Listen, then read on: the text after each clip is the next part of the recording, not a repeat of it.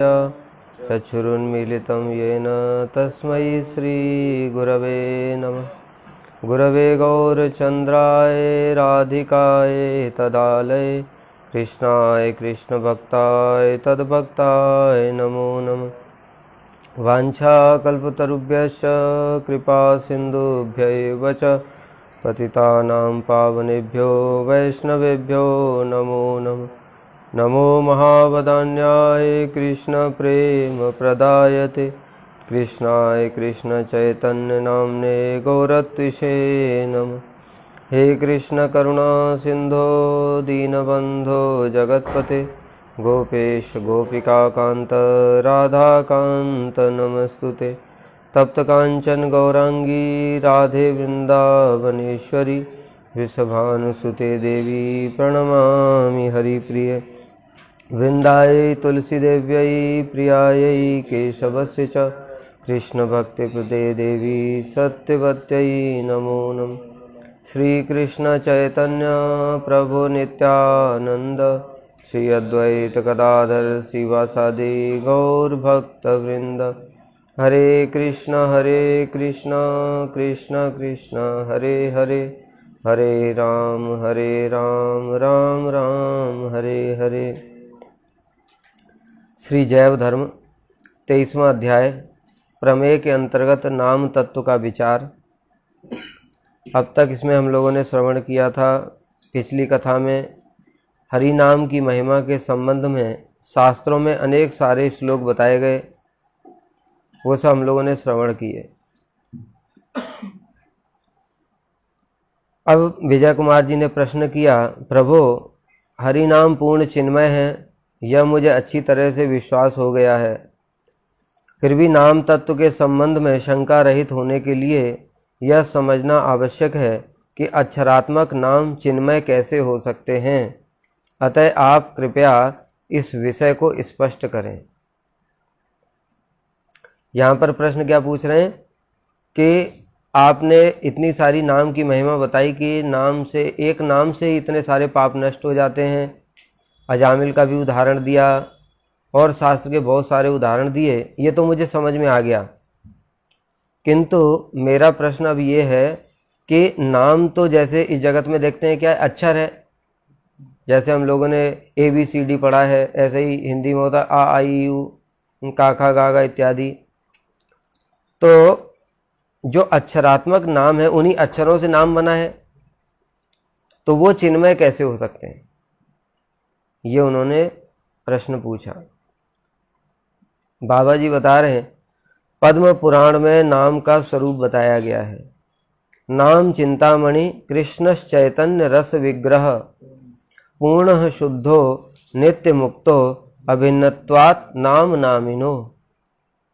अर्थात नाम चिंतामणि, नाम क्या है, चिंतामणि स्वरूप है। चिंतामणि क्या होती है, जो भी मन में चिंता करोगे वो तुम्हारे सामने प्रकट कर देगा। चिंतामणि से हम जो भी मांगते हैं वो हमको प्रदान करते हैं। तो फिर नाम को चिंतामणि क्यों बताया, क्योंकि 4 प्रकार के हमने जो साधक बताए थे, कर्मी, ज्ञानी, योगी और भक्त, 4 प्रकार के ही साधक होते हैं, 5वां और कोई साधक नहीं होता है। इनके जो उद्देश्य है उसके आधार पर 4 प्रकार के साधक बताए गए, क्योंकि 5वां और कोई उद्देश्य होता ही नहीं जगत में। क्या पहला उद्देश्य होता है भोग की इच्छा, जागतिक भोग, ये 14 लोकों का ब्रह्मांड है, इसके भोग की इच्छा।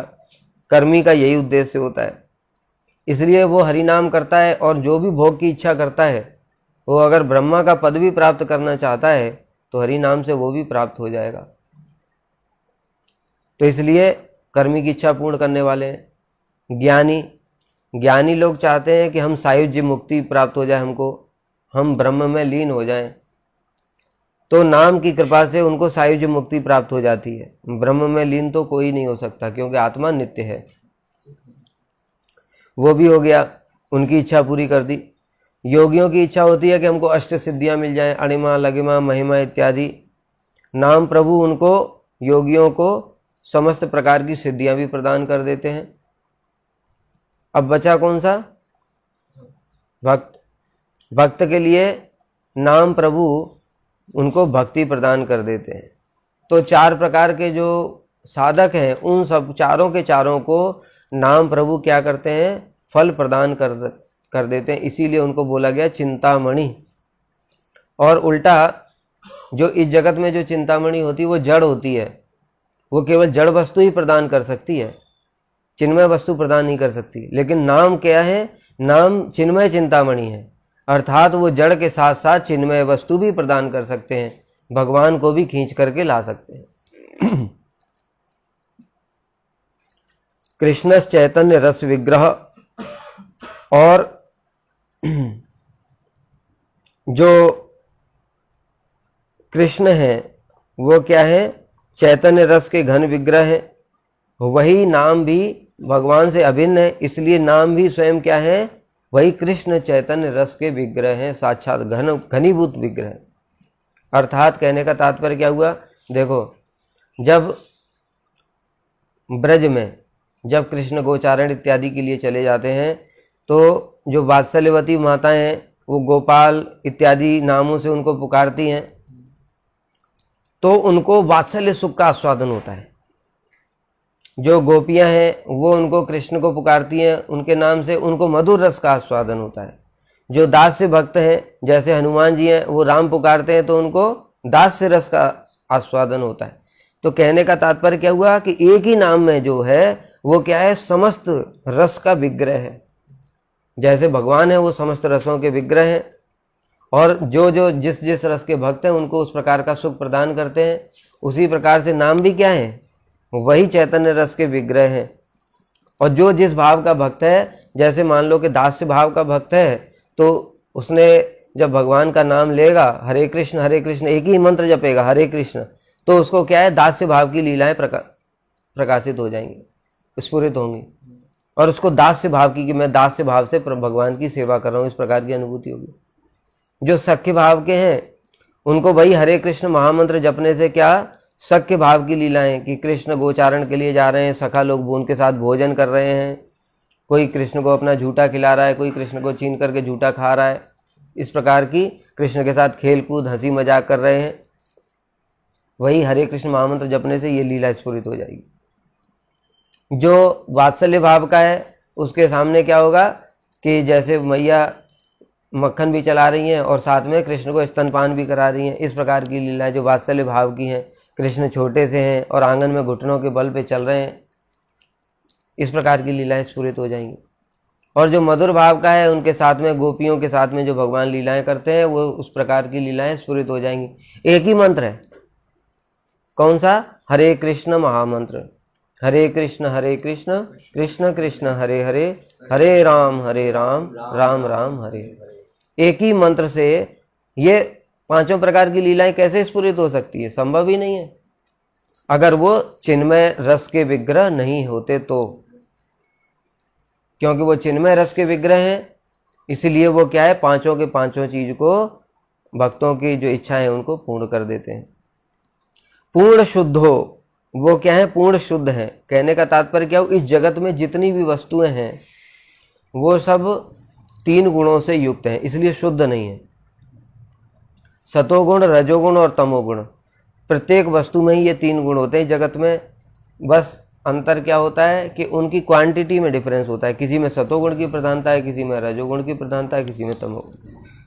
गीता में भगवान कह रहे हैं, न तदस्त पृथिव्याम व दिवी देवेषु वा पुनः सत्वम रज क्या प्रकृतिजैर मुक्तम स्यात् त्रिभिर गुणै।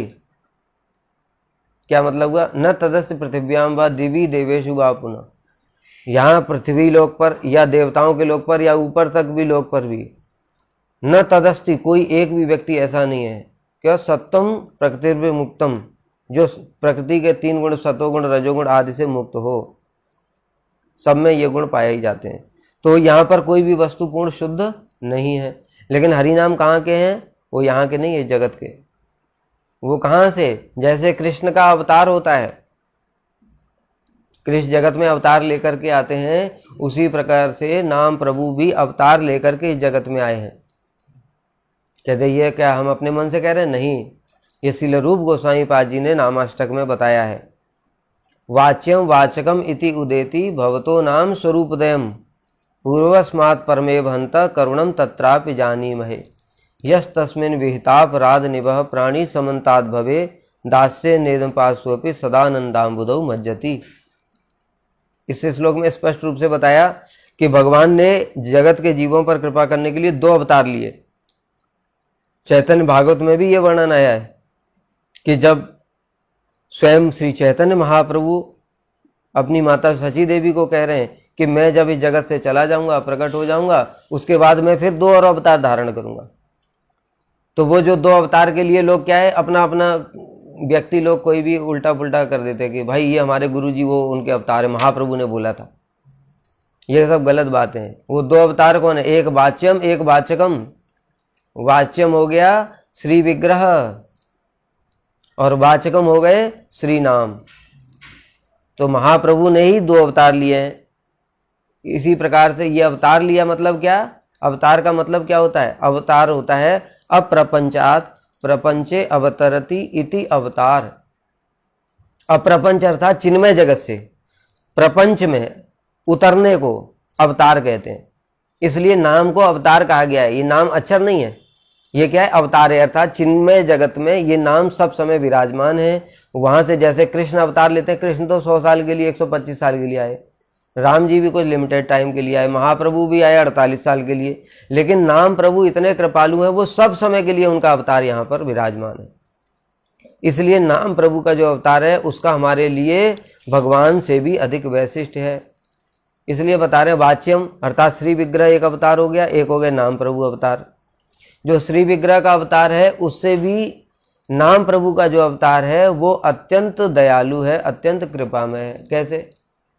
देखो, जो श्री विग्रह ठाकुर जी अभी सो रहे हैं, अभी शयन दे दिया है उनको, अभी तो हम उनकी सेवा नहीं कर सकते अगर मन में हमारे, तो कैसे करेंगे? ठाकुर जी तो शयन कर रहे हैं। लेकिन हरि नाम प्रभु की सेवा हम इस समय भी कर सकते, 24 के 24 घंटे। न देश नियमस तस्मिन न काल नियमस तथा न उच्छेष्टादो निषेधो अस्ति हरि नाम निलुप्त। न देश का विचार है, न काल का विचार है, न शुद्धि अशुद्धि का विचार है। हम बेड पे पड़े हुए हैं, बीमार हैं, नहा भी नहीं सकते, ऐसी स्थिति में ठाकुर जी की सेवा नहीं कर सकते, गंदे संदे नहा बिना नहाए धोए। लेकिन हरि नाम प्रभु उस समय भी हमारे साथ में। इसलिए बताया पूर्ण शुद्ध हो। नाम प्रभु क्या इस जगत के नहीं है, चित्त जगत से इस जगत में अवतीर्ण हुए, इसलिए पूर्ण शुद्ध है। नित्य, अभी बताया था भगवान के अवतार तो वो भी नित्य ही है, किंतु हमको जो दिखाई देते हैं वो केवल 48 साल के लिए, 100 साल के लिए, 1000 साल के लिए, लिमिटेड टाइम है। लेकिन नाम प्रभु कैसे हैं? सब समय, जब से सृष्टि प्रारंभ हुई तब से ब्रह्मा जी ने भी सृष्टि कैसे की? भगवान के नाम को आश्रय लेकर के। और अब तक ब्रह्मा जी के 50 वर्ष पूरे हो चुके हैं। 50 वर्ष मतलब अरबों खरबों साल उनके बीत चुके हैं। उसके बाद भी तब से लेकर के अब तक भी नाम प्रभु विराजमान है, और जब ये सृष्टि नहीं रहेगी तो भी नाम प्रभु विराजमान रहेगा। नित्य मुक्त है, अभिन्नत्वात् नाम नामिनो। और नाम और नामी कैसे हैं? अभिन्न है। इसके उदाहरण हमने बहुत सारे दिए थे कि जब द्रौपदी ने पुकारा तो कृष्ण का ही पुकारा था, तो उसी से आ गए। अगर अभिन्न नहीं होते, यही अक्षर ब्रह्म और सामान्य अक्षर में ये अंतर होता है। एक होता है नाम अक्षर, एक होता है नाम ब्रह्म। नाम अक्षर क्या है? जैसे इस जगत में किसी को बुलाया राकेश, सुनील इत्यादि, ये नाम है। इसमें क्या है? 3 अक्षर है। मान लो राकेश है कोई, तो रा, क और श, ये 3 अक्षर से मिलकर के बना। इन तीनों अक्षर को अलग कर दोगे तो वो व्यक्ति नहीं रहेगा। खाली रा बुलाने से वो व्यक्ति आ सकता है? नहीं आ सकता, क्योंकि ये सब अक्षर हैं। और ये जो अक्षर होते हैं वो, ये नाम भी कब तक रहेगा? जब तक वो व्यक्ति है। वो व्यक्ति की मृत्यु हो गई, उसके बाद उसको जला दिया तो उसका नाम भी खत्म, कोई याद नहीं रखेगा। लेकिन ये होता है सामान्य अक्षर, अर्थात ये खंडित वस्तु है। लेकिन जो अक्षर ब्रह्म है वो क्या है? अखंड है। अखंड के लिए जैसे शास्त्र में श्लोक बताया कि वो पूर्णात् पूर्णमिदं पूर्णमादाय, जो श्लोक बताया क्या कि भगवान है, उनके विग्रह से अनंत अवतार प्रकाशित हो जाते हैं। राम, नरसिंह, वामन, कूर्म इत्यादि, ये तो बहुत कम हम जानते हैं। अनंत अवतार हैं ऐसे, वो सभी पूर्ण है। उनसे जो प्रकाशित हुए वो सभी पूर्ण है। और जो उसके बाद शेष बचता है वो भी पूर्ण है। अर्थात इस जगत में क्या देखते हैं हम कि एक बाल्टी पानी है, उसमें से एक गिलास पानी लिया तो थोड़ा कम हो गया, दूसरा गिलास पानी लिया थोड़ा कम, ऐसे करते करते बाल्टी खत्म हो जाएगी। किंतु भगवान कैसे हैं? भगवान ऐसे हैं कि उनसे अनंत अवतार प्रकाशित हो गए। जो प्रकाशित हुए अवतार वो भी पूर्ण है और जो बचे हुए हैं वो भी पूर्ण है। इस प्रकार से इसको कहते हैं अखंड, अर्थात वो खंडित हुए ही नहीं। उसी प्रकार से जो नाम है, नाम ब्रह्म, वो शब्द ब्रह्म, वो क्या है? अखंड है। अर्थात उसमें जो हम लिख रहे हैं कृष्ण, तो कृष्ण का जो है वो भी पूर्ण कृष्ण है, उसमें जो मात्रा है री वो भी पूर्ण है, उसमें जो शाह है वो भी पूर्ण है आधा, और जो णा है वो भी पूर्ण है, उसमें जो मात्रा है वो भी पूर्ण है। इसको कहते हैं अक्षर ब्रह्म जो अखंड है।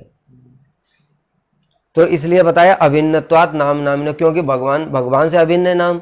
तो जो भगवान अखंड है, भगवान पूर्ण शुद्ध हैं, जो भगवान के जितने गुण हैं वो सब नाम के भी हैं। इसलिए द्रौपदी ने तो गोविंद का गा ही पुकारा, कृष्ण का का ही पुकारा, और उसी से कृष्ण आ गए। अगर वो अखंड ना होते तो पता नहीं, मैंने रा बुलाया तो राहुल भी आ सकता है, राकेश भी आ सकता है, राम भी आ सकता है, कौन आएगा पता नहीं। लेकिन जो नाम है वो भगवान क्या है? वो अक्षर ब्रह्म है। अर्थात उनका एक जो शब्द का भी एक जो लेटर है उससे भी कृष्ण आ जाएंगे, अगर उनको हृदय में भाव रख के पुकारा जाए तो।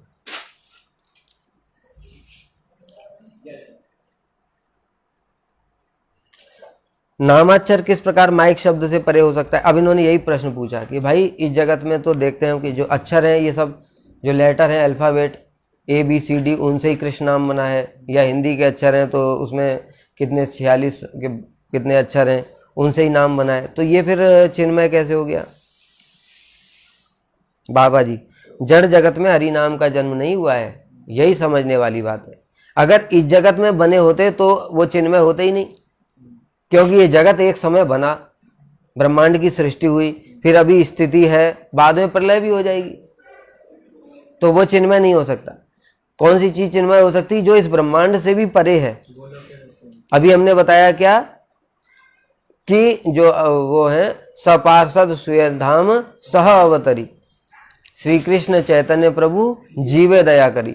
श्री कृष्ण चैतन्य महाप्रभु ने क्या किया? अपने धाम गोलोक से यहाँ पर सपार्षद सुय धाम, अपने धाम और पार्षदों सहित जीवों पर दया करने के लिए अवतरित हुए। इसलिए चिन्मय है, क्योंकि इस जगत में बने नहीं। उसी प्रकार से महाप्रभु जब अवतरित हुए तो महाप्रभु के नाम भी अवतरित हुए। क्योंकि महाप्रभु तो बताया 500 साल पहले आए, लेकिन महाप्रभु का नाम तो पहले से ही था। क्योंकि वर्णन आता है शास्त्र में, ब्रह्मा जी ने वहां तपस्या करी, महाप्रभु की कैसे तपस्या करी? नाम के बिना ही तपस्या करी क्या? नाम लेकर ही तो तपस्या करेंगे। इंद्र ने तपस्या करी गोद्रुम में जा करके, ब्रह्मा जी ने तपस्या, इन सब ने तपस्या करी, उसके फलस्वरूप कोई हरिदास ठाकुर बना, कोई कुछ बना, सबका महाप्रभु की लीला में अवतार हुआ। तो कहने का तात्पर्य क्या हुआ है कि नाम का अवतार हुआ है। कहां से? चित्त जगत से इस जगत में अवतार हुआ।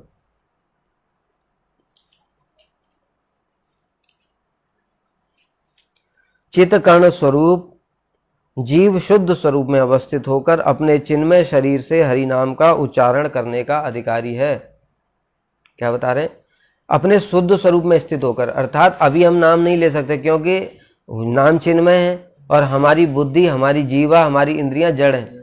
तो जड़ के द्वारा हम चिन्मय वस्तु को ग्रहण नहीं कर सकते। लेकिन जब शुद्ध स्वरूप में स्थित हो जाएंगे, जो जीवात्मा का शुद्ध स्वरूप है वो क्या है? पूरा पूर्ण रूप से चिन्मय है। वो चिन्मय जीवात्मा जब अपने स्वरूप में स्थित हो जाएगा तब वो हरि नाम ले सकता है, क्योंकि वो भी चिन्मय है। अभी हम जो ले रहे हैं फिर क्या है? वो नामाभास, नाम अपराध। परंतु मायाबद्ध होने पर जड़ इंद्रियों के द्वारा वह शुद्ध नाम नहीं कर पाता। हिलादनी शक्ति की कृपा होने पर जिस समय स्वस्वरूप की क्रिया प्रारंभ हो जाती है उसी समय उनका नामोदय होता है। क्या बता रहे हैं? जब हिलादनी शक्ति की कृपा हो जाती है, भजन साधन करते करते करते करते क्या होता है? हिलादनी शक्ति माने भक्ति देवी, भक्ति देवी की जब कृपा हो जाती है और उस समय क्या होता है? स्वस्वरूप की क्रिया, अर्थात चेतो दर्पण मार्जनम। अभी हमारा क्या है? चित्त रूपी दर्पण मार्जन हो रहा है भक्ति करते करते करते करते। जब पूर्ण रूप से मार्जित हो जाएगा तब क्या होगा, स्वस्वरूप प्रकाशित हो जाएगा। जब स्वस्वरूप प्रकाशित हो जाएगा, अपने स्वरूप में हम स्थित हो जाएंगे, उस समय जो नाम करेंगे, स्वरूप स्थित होना मतलब संबंध पता चल जाएगा कृष्ण के साथ में। जब कृष्ण के साथ संबंध युक्त होकर के हम नाम करेंगे, वो शुद्ध नाम है। तब तक हम जो नाम ग्रहण कर रहे हैं वो नामाभास या नाम अपराध है। उसी समय उनका नामोदय होता है, बताया। फिर जो नामोदय होगा वो कैसा होगा, अपने स्वरूप के अनुसार होगा। अर्थात अभी हम क्या है, कभी कभी तो हमको राम का नाम भी लेते हैं तो बड़ा अच्छा लगता है। जब हम लोग राम की कथाएं सुनते हैं तो बड़ी अच्छी लगने लगती हैं। कभी हमको सख्य भाव की, जो ब्रह्म लीला इत्यादि में सख्य भाव की कथाएं, वो बड़ी अच्छी लगती हैं। कभी दामोदर लीला, कार्तिक आ रहा है, अभी दामोदर लीला सुनेंगे तो वो अच्छी लगने लगेगी। फिर गोपियों के साथ में इस प्रकार की मधुर मधुर लीलाएं, तो वो भी अच्छी लगती हैं। इस प्रकार से क्या है, क्योंकि अभी हमारा भाव उदित नहीं हुआ। लेकिन जब हमारा भाव उदित हो जाएगा तो जो सख्य भाव का है उसको वही लीला अच्छी लगेंगी। कौन सी, ब्रह्मोन लीला, गोचारण लीला, खेल कूद इत्यादि जो सखाओं के साथ करते हैं। और उसके जीवा पर नाम उदित कौन से वाले होंगे, जो सख्य रस के नाम है, जो कृष्ण जो उनके सखा लोग कृष्ण को पुकारते हैं। जो वात्सल्य भाव के हैं उनके हृदय में वात्सल्य भाव की लीलाएं प्रकाशित होंगी और उनको वात्सल्य रस की लीलाएं अच्छे लगेंगी और उनके भी नाम उदित होंगे। जैसे बताया, गोपाल, कन्हैया, इस प्रकार से जो मैया बुलाती हैं, महाकंचोर। और जब मधुर रस के भक्त हैं उनके हृदय में मधुर रस की लीलाएं प्रकाशित होंगी, जैसे रास लीला इत्यादि हैं।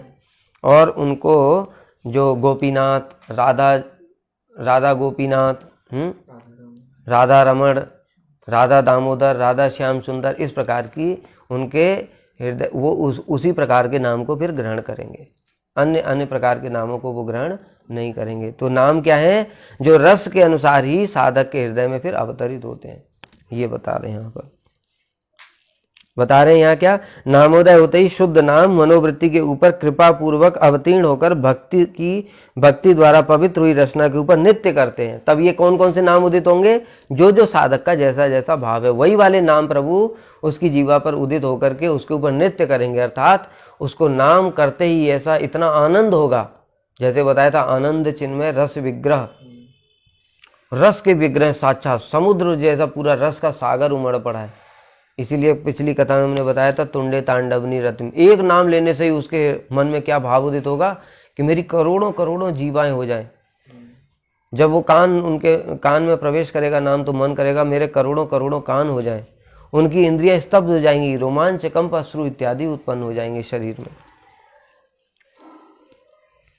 इसलिए बताया नाम अक्षराकृति नहीं है। अभी हम अभी हमारे लिए वो अनुभूति नहीं है, उपलब्धि नहीं है। कौन सी वाली, कि नाम प्रभु हैं, अवतरित हुए हैं, चिन्मय हैं। इसीलिए अभी हम नाम करते तो हमको क्या है, जीवा को आनंद ही नहीं आता है, क्योंकि हमारा नाम अपराध या नाम आभास हो रहा है। जब शुद्ध नाम होने लगेगा तो, क्योंकि नाम प्रभु अवतरित हो गए, अब उनको कौन रोक सकता है, वो स्वयं नृत्य कर रहे हैं, अब उनको कौन रोक सकता है। इसलिए नाम प्रभु जब अवतरित होते हैं जीवा पर भक्तों की, तो भक्त क्या है, 3 लाख नाम करा उसको, लेकिन रुकने की इच्छा ही नहीं हो रही। न तो उसको भूख लगती न प्यास लगती। हमको क्या है, थोड़ी देर नाम किया, उसके बाद में मुंह सूख गया, थोड़ा पानी पी लिया, फिर थोड़ी देर किया तो फिर उसके बाद भूख भी लग रही है, क्योंकि नाम प्रभु अवतरित नहीं हुए। हम जबरदस्ती नाम ले रहे हैं तो वो नाम अपराध है या नाम आभास है। लेकिन जब नाम प्रभु अवतरित होते हैं तो देखो, एक दिन कोई 3 लाख नाम कर सकता है बलपूर्वक, 2 दिन कर सकता है, सारा जिंदगी कैसे करेगा। लेकिन हरिदास ठाकुर तो रोज 3 लाख नाम करते हैं। 3 लाख तो मिनिमम है, उससे भी ज्यादा करते हैं। 3 लाख तो संख्या पूर्वक है उनका। क्यों, क्योंकि नाम प्रभु उदित है, तो वो जीवा को रोकना चाहते हैं तो भी जीवा रुकती नहीं है। यही उनका वैशिष्ट है। तो केवल जड़ जीवा के ऊपर नृत्य करने के समय वर्ण के आकार में प्रकाशित होते हैं, यही नाम का रहस्य है। विजय, मुख्य नामों में कौन सा नाम अतिशय मधुर है। अब उन्होंने पूछा तो हमको फिर कौन सा नाम करना चाहिए। ये जगत के लोगों का बहुत प्रश्न होता है, इसलिए हम सबके लिए भी ये जानना आवश्यक है। कोई कहता है हम राम नाम लेंगे, ये भी तो भगवान का नाम है। कोई कहता है मैं कृष्ण नाम लूँगा, कोई कहता है मैं नृसिंह नाम लूँगा, कोई कहता है मैं विष्णु नाम लूँगा।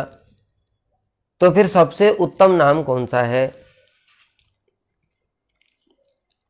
बाबा जी, शतनाम स्तोत्र में बताया विष्णुर एकैकम नामपि सर्ववेदादिकम मतम तादृक नाम सहस्रेण राम नाम समम स्मृतम। जो विष्णु का एक नाम है वो सारे वेद पाठ तुमने कर लिए उससे भी बढ़कर है,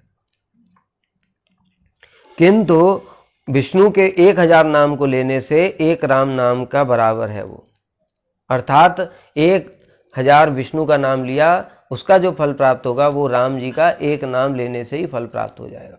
ये बात हम नहीं कह रहे, बहुत से लोग कहते हैं अरे ये जब सब एक ही हैं तो ऐसा कैसे हो जाएगा, सब नाम का फल एक ही होगा। हमारे बोलने से नहीं होगा, जैसे बताया अवतार तो सारे एक ही हैं, विष्णु तत्व हैं, किंतु जब रसगत विचार होता है तो कृष्ण सबसे श्रेष्ठ हैं। फिर कृष्ण में भी जब रसगत विचार होता है तो द्वारका के कृष्ण, मथुरा के कृष्ण और ब्रज के कृष्ण हैं, तो उसमें ब्रज के कृष्ण श्रेष्ठ हैं। फिर और जब रसगत विचार होता है ब्रज में भी तो उसमें भी है दास्य रस, सख्य रस, वात्सल्य रस, मधुर रस, तो उसमें मधुर रस के कृष्ण श्रेष्ठ हैं। तो तत्व दृष्टि से कोई कृष्ण अलग थोड़ी हो गए, ब्रज में तो एक ही कृष्ण है, लेकिन जब मधुर रस की विचार होता है तो उस श्रेष्ठता तारतम्य की बात आती है ना। उसी प्रकार से नाम का भी तारतम्य है, जब कृष्ण मधुर रस के सबसे सर्वोत्तम है तो उनका नाम भी तो मधुर रस का सर्वोत्तम होगा, क्योंकि नाम और नाम ही तो अभिन्न है। इसी प्रकार से जब तत्वगत विचार है तो कोई भेद नहीं है, लेकिन रसगत विचार में फिर 1000 जो विष्णु नाम के बराबर एक राम नाम रहेगा। अब इसमें पद्म पुराण का भी एक श्लोक आता है, इसमें दिया नहीं है, उसमें बताया राम रामेति रामेति रमे रामे मनोरमे। श्री शिव जी कह रहे हैं सहस्र नाम नाम वितुल्यम राम नाम वरानने। क्या बता रहे हैं यहाँ पर शिव जी पार्वती देवी को कह रहे हैं हे पार्वती सुनो, जो ये राम नाम है सहस्र नाम नाम वितुल्यम राम नाम वरानने, जो विष्णु के 1000 नाम है उनके तुल्य में एक राम नाम है, इसलिए राम नाम की बहुत महिमा है। हमारे बोलने से नहीं चलेगा कि सब समान है, शास्त्र की बात है, शास्त्र की बात ही माननी पड़ेगी। अब ब्रह्मांड पुराण में बता रहे हैं सहस्र नाम नाम पुण्यानाम त्रिरावत्या तो यत फलम एकावृत्या तो कृष्णस्य नाम एकम तत्प्रयच्छति। क्या मतलब है इसका? सहस्र नाम नाम पुण्यानाम त्रिरावृत्या, यानी विष्णु का 1000 नाम लिया और 3 बार लिया, यानी 1000 1000 और 1000 3000 नाम लिया, उतना एक कृष्ण नाम एकावृत्या तो एक बार कृष्ण का नाम लेने पर वो समान है, अर्थात 1000 विष्णु नाम इक्वल टू एक राम नाम, 3 राम नाम इक्वल टू एक कृष्ण नाम, ये हो गया। फिर इसमें एक और श्लोक नहीं दिया है, हमको प्रसंग क्या चल रहा है, हमको फिर कौन सा नाम जपना चाहिए, नाम की दृष्टि से कौन सा नाम सर्वोत्तम है।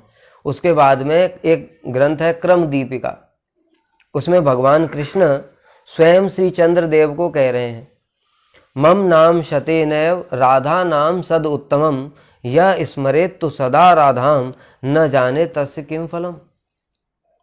इसमें बता रहे मम नाम शतेनैव, अभी तो एक कृष्ण का नाम के बराबर 3 राम नाम हो गया, लेकिन कृष्ण स्वयं कह रहे हैं कि मेरा 100 बार कोई नाम लेता है, राधा नाम सद उत्तमम, उससे भी श्रेष्ठ है एक बार राधा जी का नाम लेना।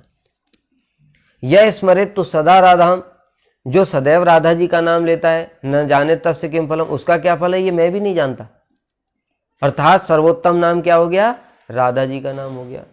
ये सब हमने शास्त्र का ही उदाहरण देकर के बताया, किंतु फिर हम लोग हरे कृष्ण महामंत्र क्यों जपते हैं, जो राधा जी का ही नाम सब सर्वोत्तम है तो सब समय राधा जी का ही नाम जपना चाहिए। इसलिए जपते हैं क्योंकि हमारी जो उपास्य हैं राधा जी, उनको क्या प्रिय है, सेवा का अर्थ क्या होता है, जो सेव्य की प्रीति है जिसमें, तो राधा जी को क्या प्रिय है, कृष्ण का नाम, और कृष्ण को क्या प्रिय है, राधा जी का नाम। इसलिए ये महामंत्र में दोनों है, इसलिए हम लोग हरे कृष्ण महामंत्र का जप करते हैं। यहाँ पर बहुत से लोग सोचते हैं यहाँ पर इसका मीनिंग क्या है, हरे मतलब है जो हरि के भी चित्त को आकर्षित करने वाली हैं, चुराने वाली हैं, हरा, और जब वही संबोधन में होता है सप्तमी विभक्ति में तो वो हो जाता है हरे, अर्थात हे राधे। ये पूरा जो मंत्र है महामंत्र ये संबोधनात्मक मंत्र है, अर्थात हे राधे हे कृष्ण, हे राधे हे कृष्ण, इस प्रकार से है। तो हरे कृष्ण कृष्ण कृष्ण हरे हरे, ये हो गया। फिर हरे राम, इसमें भी बहुत सारे लोग इसको जानते नहीं हैं और वो सोचते हैं यहाँ पर राम का मतलब है सीताराम, दशरथ नंदन राम। तो ये बात समझना चाहिए कि जब हरे का मतलब यहाँ पर राधा जी हैं तो राधा जी के साथ में तो राम कभी नहीं सुना। भगवान के जो अवतार हैं उनके साथ में उनकी वही शक्ति रहती है। ऐसा नहीं राम जी के साथ में राधा जी रहेंगी या कृष्ण के साथ में सीता रहेंगी। यद्यपि राम और कृष्ण में अंतर ही नहीं है, लेकिन उनकी जो शक्ति है, उनका स्वरूप तो उनके साथ में ही विराजमान है। और कोई कभी भी ऐसा भी कोई मंत्र नहीं होता जिसमें एक ही साथ राधा कृष्ण राम सीता सब प्रकट हो जाए, ऐसा कोई मंत्र नहीं होता है। एक देवता का एक ही मंत्र होता है और उस मंत्र के लिए वही वो सिद्धि देता है। इसलिए कभी सुना कि एक ही मंत्र के द्वारा शिव जी भी आ जाए, गणेश भी आ जाए, दुर्गा भी आ जाए, पार्वती भी आ जाए, तो फिर अलग अलग मंत्र की क्या जरूरत है, एक ही मंत्र बना देते वेद में। तो मंत्राधीनो देवता, देवता जो होते हैं मंत्र के अधीन होते हैं, तो वो जिस देवता के लिए वो मंत्र है वही वहां उससे प्रकट होंगे।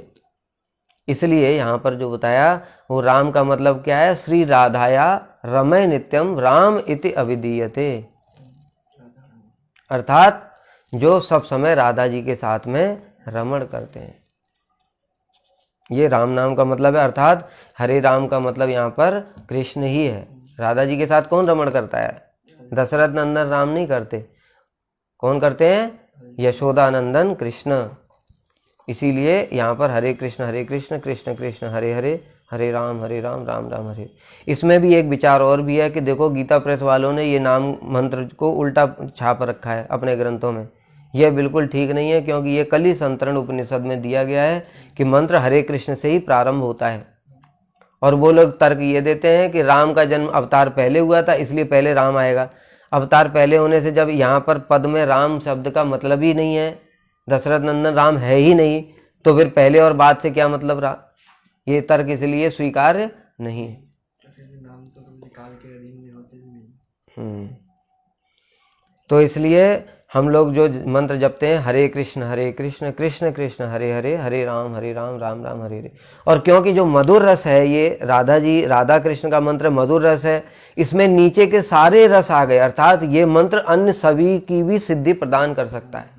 इस मंत्र में इतनी शक्ति है, क्योंकि जैसे बताया कि मधुर रस में बाकी चारों रस हैं, वात्सल्य रस में बाकी 3 रस हैं, सख्य रस में बाकी 2 रस हैं, लेकिन जो सर्वोत्तम रस है उसमें सब रस होते हैं। इसलिए निम्न रस का भी कोई भी भक्त अगर इस मंत्र को जप करेगा तो उसको भी अपने स्वरूप की उपलब्धि और सिद्धि हो जाएगी।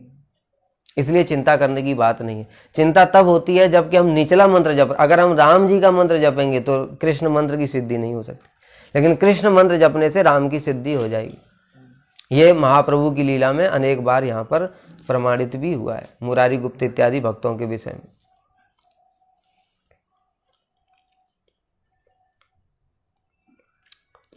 तो सर्वोत्तम नाम यही है जो हम लोगों को महाप्रभु ने कृपा करके दिया, हरे कृष्ण कृष्ण कृष्ण हरे हरे, हरे राम राम राम हरे हरे। इसके अतिरिक्त अन्य किसी मंत्र की आवश्यकता नहीं है। हरि नाम साधन की पद्धति क्या है? तुलसी की माला या उसके अभाव में हाथ पर संख्या ठीक रखकर अपराधों से दूर रहकर निरंतर हरि नाम करना चाहिए। हमने क्या बताया था, पिछले में भी कथा में भी बताया था कि बहुत से लोग कहते हैं अरे नाम संख्या करने की क्या ज़रूरत है, भगवान तो भाव के भूखे हैं। वो बात ठीक ही है, किंतु अभी जब तक हमारा भाव उदित नहीं होता है तब तक हमको संख्या पूर्वक नाम ही करना पड़ेगा। संख्या रखने का तात्पर्य यह है कि साधक यह समझ सके कि उसका नाम अनुशीलन बढ़ रहा है या घट रहा है। इसका हमने उदाहरण भी दिया था, जैसे बिजनेसमैन होता है वो सब समय चेक करता है मेरा कितना प्रॉफिट हुआ, कितना लॉस हुआ। बिजनेस में सारे डिसीजन उसी के आधार पर लिए जाते हैं। उसी प्रकार से हम साधक हैं, हमारा उद्देश्य क्या है, भगवत प्राप्ति है। भगवान की प्राप्ति के मार्ग में हमको धीरे धीरे आगे बढ़ना है। आगे बढ़ने के लिए अगर हम कुछ स्टैंडर्ड ही नहीं रखेंगे तो पता ही कैसे चलेगा कि हम कितने आगे बढ़े। इसलिए नाम संख्या आवश्यक है हमारे जैसे साधकों के लिए। जो लोग कहते हैं कि भाव भाव भाव, उनको यह समझना चाहिए कि जब भाव अवस्था प्रेम अवस्था आ जाती है तब तो कोई संख्या कर ही नहीं सकता, वो साधक कर ही नहीं सकता संख्या। तब क्या संख्या करेगा? संख्या तो बद्ध जीवों के लिए। कैसे नहीं कर सकता? क्योंकि रूप गोस्वामी पाद जी ने बस माला पकड़ी और बस हरे कृष्ण बोला और वो तो लीला में चले गए। अब कहां से संख्या करेंगे? 3 दिन बाद उनको होश आया। उनको जब 3 दिन के बाद में होश आ रहा है तो कहां से संख्या कहां रह गई? फिर होश आया, थोड़ा बहुत इधर उधर फिर भजन किया, फिर उसके बाद फिर हरि नाम लिया, फिर से लीला में चले गए। उनका क्या है, उनके लिए थोड़ी संख्यापूर्वक नाम है। संख्यापूर्वक नाम जो है उन्होंने आचरण करके दिखाया साधकों की तरह हमारे लिए, उनके लिए ये सब नहीं है। वो तो एक नाम लेते ही तो लीला में चले जाते हैं। इसलिए ये सब जो बातें कहते हैं लोग, ये भ्रमित करते हैं जगत को। और बहुत सारे लोग ऐसे भी कहते हैं, जैसे कबीरदास जी ने बोलता है, माला फेरत जुग गया फिरा न मन का फेर, कर का मन का डार दे मन का फेर। कि तूने माला फेरते फेरते तो सारा जीवन निकाल दिया, फिरा न मन का फेर, तेरा मन तो शुद्ध हुआ नहीं। कर का मन का डार दे, अरे ये हाथ का जो मन का है इसको छोड़ दे, माला को छोड़ दे, मन का फेर, मन को शुद्ध कर। यहाँ पर भी विचार है। देखो यहाँ पर ये विचार क्या है, ये जो महापुरुष लोग हैं उन्होंने कोई बात कही है ऐसे ही नहीं बोली। गीता में भी भगवान ने बोला है क्या, कर्मेंद्रियाणि संयम यास्ते मनसा स्मरण इंद्रियार्थान विमूढ़ात्मा मिथ्याचार से उच्यते। कि कर्मेंद्रियों से तो संयम करके बैठा है और मन से विषयों का भोग चिंतन कर रहा है, इसको क्या बोला, मिथ्याचारी। इसी प्रकार से इस प्रकार के जो पाखंडी लोग हैं, अर्थात जो माला पकड़ लेते हैं बाहर से और भीतर से क्या है, भोगी हैं। जैसे रावण था, ऊपर से माला लेकर के आ गया, भीतर से मन में लेकर के बैठा है, कब ये सीता ये लाइन के बाहर में आए और मैं इसको उठा के ले जाऊं। तो इस प्रकार के पाखंडी लोगों के लिए बताया है, साधकों के लिए नहीं बताया ये हर चीज। अब यहाँ जो गीता में बता रहे हैं भगवान की, जो कर्मेंद्रियों से संयम करता है और मन से विषयों का चिंतन करता है, वो पाखंडी है। तो ये सबके लिए बता रहे हैं क्या, सबके लिए नहीं बता रहे हैं। जो क्या है, जो विषय भोगों को मन से छोड़ना ही नहीं चाहता है, मन से भोग करता रहता है मरकट वैरागी की तरह, लेकिन ऊपर से साधु बन करके दिखाता है, ऐसे पाखंडी लोगों को शिक्षा देने के लिए ये बातें। लेकिन जो साधक हैं, जो भजन साधन कर रहे हैं, उनके लिए ऐसा नहीं है। क्यों, क्योंकि भाई मन कैसे शुद्ध होगा, मन कैसे शुद्ध होगा, हरि नाम करने से ही तो मन शुद्ध होगा। और तुम हरि नाम ही छोड़ दोगे, कर का मन का डाल दे, अगर हाथ की माला ही छोड़ दी तो फिर मन शुद्ध ही कब होगा। मन को शुद्ध करने का तो उपाय वही है। इसलिए ये जो बात बोली गई है, इस प्रकार के पाखंडी लोगों के लिए बोली गई, सबके लिए नहीं बोली गई। तो हमको क्या करना पड़ेगा, संख्या पूर्वक नाम हमारे गोस्वामियों ने ये शिक्षा करके दिखाया और हमको शिक्षा प्रदान की। और कैसे करना चाहिए, तुलसी हरि को अत्यंत प्रिय है। बहुत से लोग रुद्राक्ष माला पर करना प्रारंभ कर देते हैं। भाई हमने क्या बताया अभी, ये हरि नाम करने का उद्देश्य क्या है, कृष्ण की सेवा, सेव्य वस्तु की संतुष्टि। अब हमारे जो सेव्य है कृष्ण, उनको तुलसी माला प्रिय है, तुम रुद्राक्ष लेकर के बैठ गए। सब जगह बद्ध जीवों को अपनी टीका लगानी है। शिव जी को रुद्राक्ष प्रिय है, शिव जी की नाम करना है तो उनका रुद्राक्ष की माला पर करो। जब कृष्ण को तुलसी प्रिय है, इतनी प्रिय है कि तुलसी के बिना वो कोई भी भोग भी ग्रहण नहीं करते। तुलसी माला ये हमने कंठ में डाल करके इसलिए डाला है क्योंकि अब हमने ये शरीर को भगवान के चरणों में अर्पित कर दिया। अगर खाली तुलसी नहीं पहनेंगे, सीधे बोलेंगे कृष्ण में तुम्हारा हो गया, तो भगवान स्वीकार ही नहीं करेंगे। इसलिए तुलसी माला पहनना सब समय आवश्यक है। ये कृष्ण का है ये शरीर, इसलिए अब इसको यमदूत स्पर्श नहीं कर सकते। यमदूत की बात छोड़ो, क्या बताया था भागवत में, क्या बता रहे यमराज जी कि हम जो है शिव ब्रह्मा, ये हम सब कौन है, ये इस जगत के क्या है, सब ये सब दिक्पाल है। अर्थात ये जितना भी 14 लोगों का ब्रह्मांड है, उसके ये बड़ी बड़ी अथॉरिटीज है और इनको शासन करने का अधिकार दिया भगवान ने। तुम सारे जीवों पर शासन करोगे, उनके कर्म के हिसाब से दंड दोगे, सुख दुख दोगे। लेकिन यमराज जी क्या कह रहे हैं, जिसने भगवान की शरण ले ली है उसके ऊपर हम में से कोई भी, न शिव न ब्रह्मा न मैं, कोई भी शासन करने में समर्थ नहीं है। इसलिए हमने ये तुलसी अर्पण करके, तुलसी लगा करके ठाकुर जी को अपना अर्पण कर दिया है, अपना शरीर। अब ये शरीर किसी के अधिकार में नहीं है, अब इस पर केवल मात्र कृष्ण का ही अधिकार है। और अब हम रुद्राक्ष पहन करके अर्पण करेंगे तो भगवान स्वीकार ही नहीं करेंगे। अपने टीका से क्या होगा, भगवान को जो प्रिय है वही करना पड़ेगा, यही भक्ति है। इसलिए तुलसी माला को हम लोग तुलसी माला पर जप करते हैं। तुलसी माला से ही हम अपना कंठी में पहन करके अपने शरीर को अर्पण करते हैं और तुलसी माला, तुलसी के द्वारा ही ठाकुर जी को भोग अर्पण किया जाता है।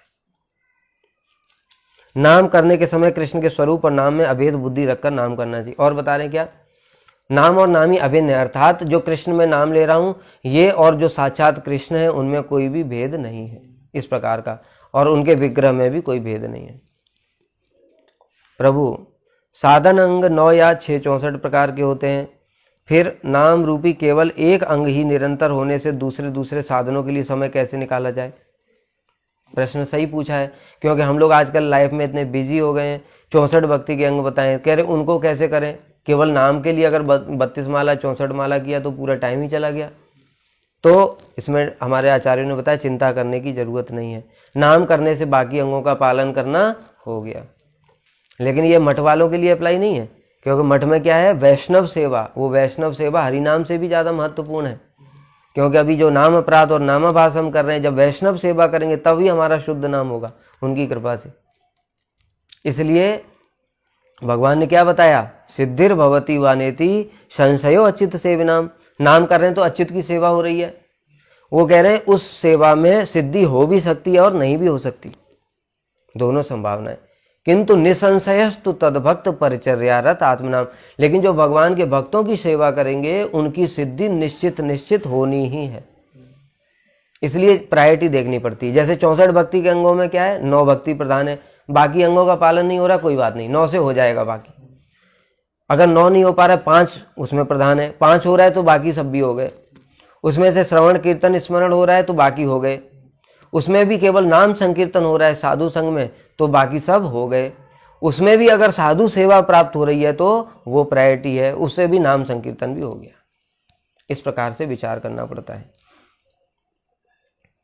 64 प्रकार के भक्ति अंग नवदा भक्ति के अंतर्गत हैं। श्री मूर्ति का अर्चन हो अथवा निर्जन में नाम का साधन हो, भक्ति के 9 प्रकार के अंगों का सभी जगह अनुशीलन किया जा सकता है। बताए, नाम तो हम कहीं भी ले सकते हैं, कहीं भी ले सकते हैं, चाहे वो एकांत में हो, चाहे जंगल में हो, चाहे हम टॉयलेट में हो, कहीं भी ले सकते हैं। श्री मूर्ति के सामने कृष्ण नाम का शुद्ध रूप से श्रवण कीर्तन और स्मरण आदि होने पर ही नाम साधन करना हो गया। क्या बता रहे? भगवान ठाकुर जी के विग्रह के आगे बैठ करके श्रवण कीर्तन और स्मरण, श्रवण कीर्तन स्मरण नाम करने की विधि क्या है कि हमको, वैसे तो ठाकुर भक्ति विनोद ने ये बताया कि एकांत में बैठ करके आंखों पे पट्टी बांध करके नाम का उच्च स्वर से कीर्तन करना चाहिए, और प्रत्येक जो हम अक्षर बोल रहे हैं जैसे हरे, इसको श्रवण करना चाहिए और इसको ही स्मरण करना चाहिए। अच्छा, ह रे ऐसे करके, तो उससे क्या? श्रवण कीर्तन और स्मरण। क्योंकि अभी हमने बताया था ये अक्षर ब्रह्म है, इसका स्मरण ही कृष्ण का स्मरण है। अभी बद्ध अवस्था में हम कृष्ण का स्मरण नहीं कर सकते, क्योंकि हमने कृष्ण को देखा ही नहीं। जो चीज़ हम देख सकते हैं उनका ही स्मरण कर सकते हैं। तो इसलिए प्रभु ने क्या कृपा करके हम जो चीज़ देख सकते हैं, नाम अक्षर, उसी रूप में अपने आप को अवतार ग्रहण कर लिया। तो ये हरे कृष्ण, इसी को स्मरण करना है, इसी को श्रवण करना है, इसी को कीर्तन करना है। किंतु अगर ठाकुर जी का विग्रह है तो क्या होगा? ठाकुर जी के विग्रह के सामने बैठ करके, क्योंकि ठाकुर जी के विग्रह से उनका नाम अभिन्न है, तो इसलिए इस प्रकार से करना चाहिए, श्रवण कीर्तन और स्मरण तीनों। जहां मूर्ति नहीं है वहां मूर्ति का स्मरण करें और उस मूर्ति में उनका नाम श्रवण कीर्तन आदि रूप नवदा भक्ति के समस्त अंगों का साधन करें। जिनकी किसी सौभाग्य से नाम कीर्तन में रुचि हो गई है वे निरंतर नाम कीर्तन करते। जैसे हरिदास ठाकुर जंगल में रहते थे तभी भी करते हैं, महाप्रभु के पास में रहते हैं तो भी करते हैं। इसी से उनका समस्त अंगों का पालन करना हो गया, हमने बता ही दिया। श्रवण कीर्तन आदि साधनों में श्री नाम संकीर्तन ही सबसे प्रबल है। कीर्तनानंद के समय दूसरे साधनों का परिचय व्यक्त न होने पर भी वही यथेष्ट। कह रहे अन्य अंग पालन नहीं हो सकते, जैसे गो सेवा है और बहुत से लोग क्या करते हैं, नाम छोड़ करके गो सेवा करना शुरू कर देते हैं। देखो, गाय की सेवा 64 भक्ति के अंगों में है, किंतु सदा यह बात याद रखना कि जिस गाय का दूध इत्यादि ठाकुर की सेवा में नहीं लग रहा है फिर वो कर्म है। जितनी अश्वत्थ है, आंवला है, ये सब वृक्षों की सेवा 64 भक्ति के अंगों में है, किंतु अगर ये कृष्ण की सेवा में नहीं लग रहे तो कर्म है। प्रत्येक वस्तु जो कृष्ण से संबंधित है तभी उसकी सेवा करने से ही कृष्ण की सेवा और भक्ति का अंग पालन होगा। भक्ति और कर्म में क्या अंतर होता है? माता पिता की सेवा कर रहे हैं, 24 घंटे कर रहे हैं तो भी ये कर्म में आया, और वहीं ऐसे माता पिता की सेवा कर रहे हैं जो भक्त हैं तो वही भक्ति हो गया। एक साधु को दान दिया 1 रुपया, 1 ही रुपया दान दिया तो वो तो हो गया भक्ति, और एक भिखारी को दान दिया वो कर्म हो गया। अंतर किस? क्योंकि जिसका कृष्ण के साथ संबंध है, कृष्ण के साथ किसी प्रकार का संबंध होने पर ही जब हम उससे कुछ क्रिया करेंगे तो वो भक्ति कहलाएगी, तब 64 अंग में आएगी वो। तो बहुत से लोग जाकर के गाय गौ सेवा करने, मठ वठ छोड़ करके, यहाँ भजन साधन छोड़ करके, साधन हरि कीर्तन साधु संग ये सब छोड़ करके गाय की, तो गाय को चारा खिलाएंगे, कर्म है वो। भक्ति क्या है? जिस गाय का कुछ भी किसी प्रकार से भगवान की सेवा में लगना चाहिए। इसलिए जो हरि नाम है वो कौन है? वो साक्षात कृष्ण ही है, वो साक्षात भक्ति का अंग है और सबसे श्रेष्ठ भक्ति का अंग है। महाप्रभु ने स्वयं बोला, उसको छोड़ करके अन्य किसी की क्या आवश्यकता है। जैसे नरोत्तम दास ठाकुर जी के माध्यम से यही उदाहरण प्रस्तुत किया है। नरोत्तम ठाकुर तो महाप्रभु के परिकर हैं, उनको कोई मोह कैसे हो सकता है? वो क्या है, एक हरिनाम कर रहे थे, लोकनाथ दास गोस्वामी भी उनके गुरुजी पास बैठे हुए थे। एक व्यक्ति आया, कहे बाबा मुझे बहुत प्यास लगी है, पानी पिला दो। नरोत्तम दास ठाकुर ने हरिनाम छोड़ करके उनको पानी पिलाने चले गए। पानी पिला करके वो चला गया व्यक्ति। तब श्री लोकनाथ दास गोस्वामी ने कहा कि तुम्हारा अभी नाम करने में अधिकार नहीं हुआ है, तुम यहाँ से चले जाओ।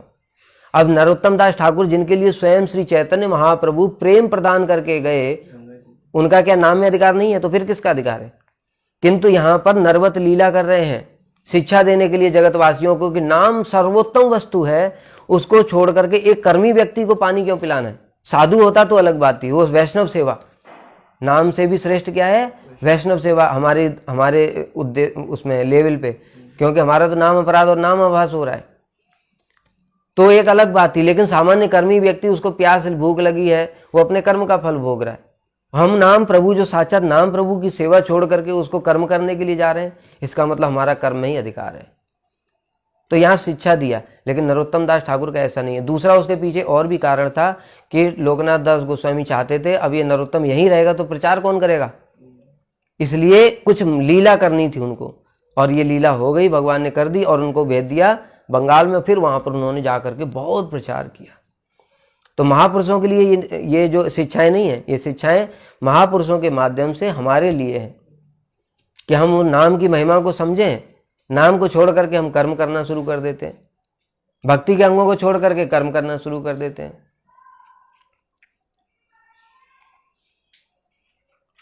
निरंतर नाम कैसे हो? निद्रा काल के अतिरिक्त उठते बैठते खाते पीते या कोई काम करते करते सब समय नाम कीर्तन करने का नाम निरंतर नाम कीर्तन है। नाम साधन में देश काल अवस्था अथवा सूची अवस्था इत्यादि का कोई संबंध नहीं है। क्या बता रहे हैं? खाते पीते उठते बैठते सोने के अतिरिक्त, क्योंकि सोने के समय तो हमारी बुद्धि काम नहीं कर रही, हमको नाम करने का अभ्यास करना चाहिए। और जो बद्ध जीव है वो अभ्यास करेंगे बुद्धिपूर्वक, लेकिन जो मुक्त महापुरुष हैं उनको अभ्यास नहीं करना पड़ता। उनका 24 के 24 घंटे नाम होता है। हमको दिखाई देता है, नरवत लीला कर रहे हैं ना, हमको दिखाई देता है गुरुजी सो गए, लेकिन हम उदाहरण बताते बहुत सारे। एक समय हमारे गुरुदेव श्रील भक्ति वेदांत नारायण गोस्वामी महाराज जी, वो मथुरा में थे और एक ब्रह्मचारी उनको प्रणाम करने के लिए गया। वो उस समय शयन कर रहे थे, उसने देखा गुरुजी तो कुछ बोल रहे हैं, तो उसने कान लगा करके सुना तो देखा महामंत्र चल रहा है। 24 घंटे वो हरि नाम करते हैं, क्योंकि वो साधारण नहीं है, वो बद्ध जीव नहीं, वो चिन्मय है। तो चिन्मय वस्तु के द्वारा ही सब समय नाम हो सकता है। एक समय गुरुदेव का ऑपरेशन हुआ मुंबई में, कार्डियक सर्जरी हुई, उसमें उनको एनेस्थीसिया दे दिया और डॉक्टर लोग ये देख करके आश्चर्यचकित हो गए कि गुरुजी फिर भी नाम कर रहे हैं। तो डॉक्टरों ने उनके सेवकों को बुलाया, श्री भक्ति वेदांत माधव महाराज जी, उन्होंने आकर के बताया तुम लोग अपना काम करो, ये अपना काम कर रहे हैं। अर्थात उनका 24 घंटे नाम चलता रहेगा। श्रील भक्ति वेदांत स्वामी महाराज जी जो इस्कॉन के फाउंडर हैं, उनके विषय में भी ऐसा सुना जाता है। एक समय एक व्यक्ति उनके पास आया और उनसे बड़ा प्रभावित हुआ। उन्होंने कहा स्वामी जी मैं आपसे अकेले में मिलना चाहता हूँ। उन्होंने कहा ठीक है। जब अकेले में एक दिन मिलने के लिए आया तो उस समय स्वामी महाराज जी बहुत सारे अपने शिष्यों के साथ में बैठे हुए थे और उनको बोल रहे थे कि देखो ये वाले इस्कॉन जो सेंटर बनाना है इसमें क्या काम चल रहा है, यहाँ पर कंस्ट्रक्शन चल रहा है, यहाँ ऐसा होना है, यहाँ ऐसा होना है। तो उस व्यक्ति ने कहा स्वामी जी मैं तो ये सोचता था, आपने उस दिन कथा में बोला था कि सब समय भगवान के जो भक्त होते हैं नाम करते हैं, लेकिन मैं तो देख रहा हूँ आप तो अन्य अन्य क्रियाएं कर रहे हैं, तो नाम कब करते हैं आप? तो स्वामी महाराज जी हंसने लगे। उन्होंने कहा इधर आओ, मेरे पीठ के पीछे कान लगाओ। उसने कान लगाया तो देखा कि भीतर में हरि नाम चल रहा है, हरि नाम की ध्वनि सुनाई दे रही। तो जो हरि नाम है वो आत्मा की वृत्ति है, वो आत्मा में अंदर हरि नाम चल रहा है। तुमको क्या दिखाई दे रहा है? जड़ जीवा, जड़ आँख, जड़ नाक कान आँख मुंह। जड़ तुम्हारी इंद्रियां हैं इसलिए जड़ दिखाई दे रहा है, उनका सब कुछ चिन्मय है, वो एक साथ ही कितने काम कर सकते हैं। आत्मा से हरि नाम भी हो रहा है और बाहर से इस प्रकार की बातें भी चल रही हैं। तो सब समय निरंतर नाम केवल शुद्ध भक्ति ही कर सकते हैं। बद्ध जीव क्या करेंगे? अभ्यास करेंगे। अर्थात हम साइकिल चला रहे हैं तो हरि नाम करना चाहिए। मुख से तो मुख तो खाली है, मुख तो सब समय खाली है। बैठे हुए हैं कहीं पर, यहाँ तक बताए टॉयलेट में भी बैठे हुए तो भी हरि नाम करना चाहिए। खाते हुए मुख तो, मन तो खाली है, मन में क्या है? हरि नाम करना चाहिए। इस प्रकार से सब समय हरि नाम करना चाहिए। मैंने पहले ही बताया कि वैष्णव 3 प्रकार क्या है। हाँ, नाम भगवान की कृपा असीम है, परंतु जब तक आप हमें कृपा का निरंतर नाम करने की शक्ति प्रदान नहीं करते तब तक वैष्णव पदवी प्राप्त होने की कोई आशा नहीं है। यहाँ पर एक विशेष बात है। क्या बता रहे हैं कि देखो यहाँ पर क्या बताया, जब तक आप कृपा करके निरंतर नाम करने की शक्ति प्रदान नहीं कर, अर्थात हमारी शक्ति नहीं है, हम तो बस अभ्यास कर रहे हैं। अभ्यास करने से भी हमारा क्या है? नाम अपराध या नामाभास ही है। लेकिन जब वैष्णव शुद्ध भक्त, जैसे बताया हमारे गुरुवर्ग हैं, श्री हरिदास ठाकुर जी हैं, महाप्रभु के पार्षद हैं, वो लोग क्या है? कृपा करके जब हमको शुद्ध नाम करने की शक्ति प्रदान करेंगे तभी हमारा निरंतर हरि नाम संभव है, अपने आप नहीं होगा। तब बताया, मैंने पहले ही बताया कि वैष्णव 3 प्रकार के होते हैं, कनिष्ठ, मध्यम और उत्तम। श्री चैतन्य महाप्रभु ने सत्यराज खां को बताया था कि जो एक बार कृष्ण नाम करते हैं वो वैष्णव हैं, जो निरंतर कृष्ण नाम करते हैं वो मध्यम वैष्णव हैं, और जिन्हें देखने से ही दूसरों के मुख में हरि नाम आए वे उत्तम वैष्णव हैं। अतः जब तुम लोग कभी कभी श्रद्धा के साथ कृष्ण नाम करते हो तब तुम लोग वैष्णव पदवी प्राप्त कर चुके हो। क्या बताया यहाँ पर? अब 3 प्रकार के वैष्णवों की कोटि बता रहे हैं। पहले होते हैं कनिष्ठ वैष्णव, जो बताया एक बार भी कृष्ण नाम करते हैं। तो एक बार भी तो देखोगे, कभी कभी तो मुसलमान भी नाम कर रहे हैं, या हिंदुओं में भी कभी ना कभी एक बार तो नाम ले ही देते हैं। यहाँ पर विशेष विचार है। यहाँ पर एक बार का नाम का मतलब है जो दीक्षा लेकर के, यानी सदगुरु का पदाश्रय करके नाम और नामी अभिन्न है, इन तत्व को अच्छे से समझ करके जो एक बार भी कृष्ण नाम लेता है वो कनिष्ठ है। यहाँ पर श्रील प्रभुपाद ने यहाँ विशेष विचार बताया। और उसका क्या करना चाहिए? मन से आदर करना चाहिए। कृष्णेत यस्य गिरि तम मनसा आदरियेत। एक बार भी कृष्ण नाम जिसने लिया उसका मन से आदर करो। तो देखते हैं कि एक बार तो सभी नाम ले लिया तो सबका आदर करें? नहीं। यहाँ पर क्या बताया श्रील प्रभुपाद ने कि जिसने सदगुरु का पदाश्रय किया है, सदगुरु से शुद्ध नाम ग्रहण किया है, ग्रहण करने के बाद में उसको क्या है? नाम और नामी अभिन्न तत्व है, इस बात की उपलब्धि है। अब वो एक बार भी कृष्ण नाम करता है तो वो क्या है? कनिष्ठ। मध्यम कौन है? जो सब समय निरंतर ही कृष्ण नाम करते हैं, क्योंकि इनको क्या हो गया? संबंध ज्ञान हो गया, इनका नाम शुद्ध नाम हो गया है, इसलिए नाम प्रभु इनकी जीवा पर स्फुरित हो चुके हैं। इसलिए ये सब कौन है? मध्यम भक्त है। और उत्तम भक्त कौन है? जिनको दर्शन करने मात्र से ही नाम करने की इच्छा हो जाए। जैसे बताया, महाप्रभु को देखकर ही सब लोग अपने आप ही हरि बोल करना प्रारंभ कर देते थे। महापुरुषों को ऐसे ही है। श्रील भक्ति वेदांत स्वामी महाराज जी विदेश में गए, उनको देखकर ही कितने लोगों ने हरि बोल। इसी प्रकार से हमारे गुरुदेव के भी जीवन में बहुत बार सुना है, बहुत से भक्तों ने बताया कि उनको गुरु जी के सामने आते ही मन करता है कि हरि नाम करें। तो ये क्या है? ये उत्तम भागवत है। शुद्ध कृष्ण का नाम के संबंध में और भी जो कुछ जानने योग्य बातें उन्हें कृपा करके बताइए। पूर्ण श्रद्धा से उदित हुई अनन्य भक्ति द्वारा जिस कृष्ण नाम का उदय होता है उसे ही कृष्ण नाम कहते हैं। इसके अतिरिक्त जो कुछ नाम जैसा लक्षित होता है वह या तो नामाभास है या नाम अपराध। ये बात हम पहले ही विस्तार से बता चुके हैं। क्या कि जब हमारा भजन साधन करते करते हमारे अनर्थ दूर हो जाएंगे, अपराध भी दूर हो जाएंगे और कृष्ण के साथ में संबंध हो जाएगा, अर्थात हमारा दास से सख्य वात्सल्य मधुर क्या है, उस समय जो नाम होगा वो होगा शुद्ध नाम। उससे पहले जब हमारे अंदर अनर्थ और अपराध दोनों हैं तब जो हम नाम कर रहे हैं वो है नाम अपराध।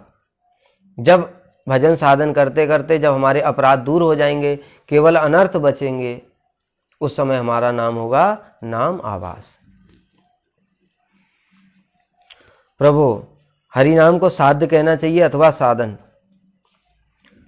जब नाम साधन भक्ति के साथ लिया जाता है तब उस नाम को साधन कह सकते हैं। हम लोग अभी जो कर रहे हैं हमारा नाम साधन है, क्यों?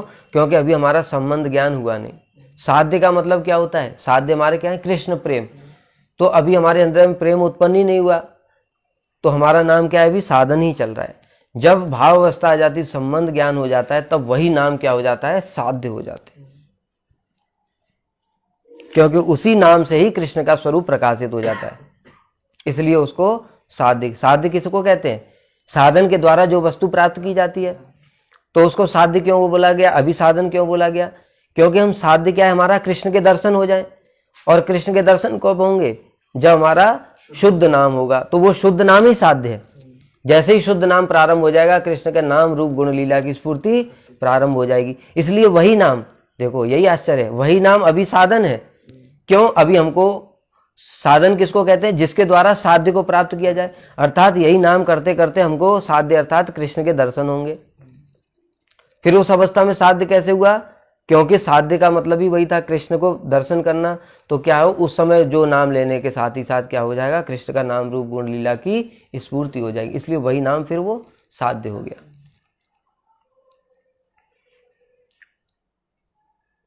फिर जब भाव और प्रेम के साथ नाम लिया जाए तो वही साध्य हो जाता है, क्योंकि उससे ही कृष्ण के दर्शन नाम रूप गुण लीला के हो जाते हैं। साधक की भक्ति की अवस्था भेद से नाम के संकोच और विकास की भिन्न भिन्न प्रतीतियां। संकोच, संकोच अर्थात नाम तो यही है, जो नाम भाव अवस्था में होगा वही नाम कृष्ण, हरे कृष्ण मंत्र तो यही रहेगा। किंतु क्या है? अभी नाम प्रभु ने अपनी शक्ति को संकुचित कर लिया है। अभी नाम प्रभु ने अपनी शक्ति को प्रकाशित नहीं किया। कब प्रकाशित करेंगे?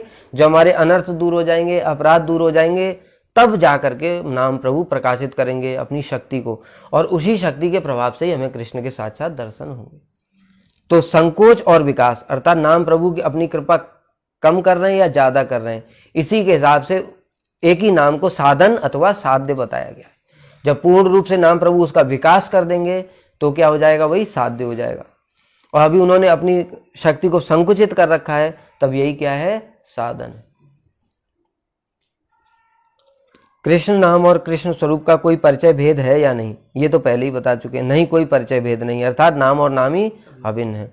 केवल एक रहस्य यह है कि स्वरूप से भी नाम अधिक कृपा करते हैं। ये भी बात हम पहले ही बता चुके हैं कि नाम जो प्रभु हैं वो भगवान से भी अत्यंत अधिक कृपालु हैं।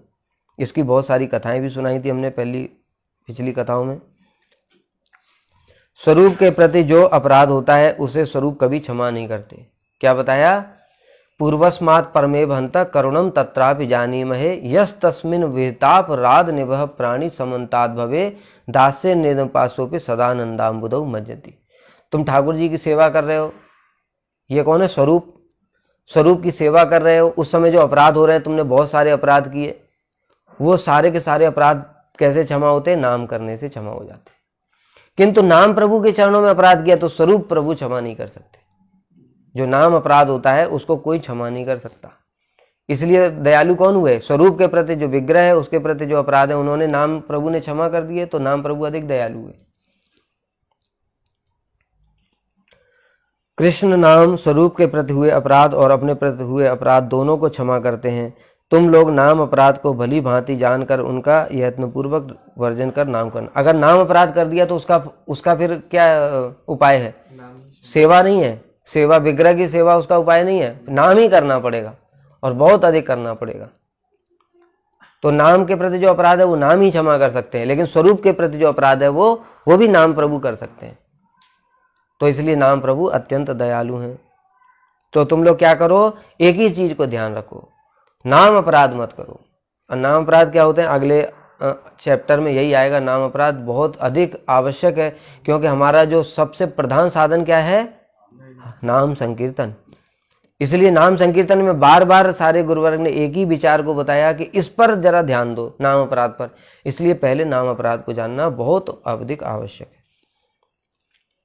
क्योंकि नाम अपराध की दूर हुए बिना शुद्ध नाम नहीं होता, फिर हमको कभी भगवान के दर्शन नहीं होंगे। अगले दिन नाम अपराध समझ लेना। ब्रजनाथ और विजय कुमार नाम महात्म्य और नाम का स्वरूप तत्व जानकर गुरुदेव की चरण धूलि लेकर धीरे धीरे बिल पुष्करणी रवाना हुए। 23वां अध्याय समाप्त। वांछा कल्पतरुभ्यश्च कृपा सिंधुभ्यैव च पतितानां पावनेभ्यो वैष्णवेभ्यो नमो नमः।